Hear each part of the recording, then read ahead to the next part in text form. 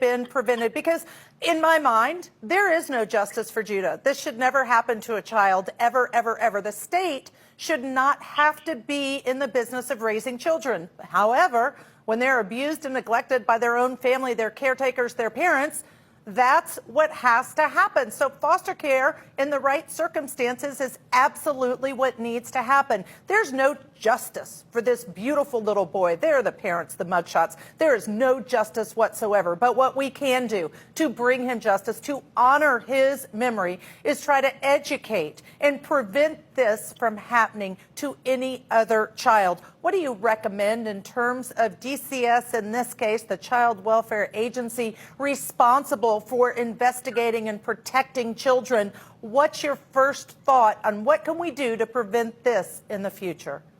Well, you're so right. It was preventable. This is why I was in Washington, D.C. last summer with Jen Lilly, a celebrity actress from Hallmark. We were in Washington, D.C. advocating to prevent this.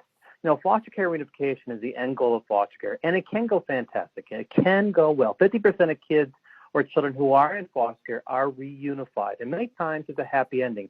Sadly, 20 to 30% of those children who are in the foster care system are returned back into foster care. They're returned back into foster care far more traumatized, far more filled with more anxiety, or like little Judah, or like little Melody Vang or Baloo from Florida. These children die.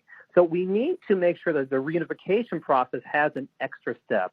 We need to make sure that when the children are returned to the to the biological parents or the birth family members, that caseworkers are able to, and child welfare agencies are able to provide additional and continuing support for these birth parents.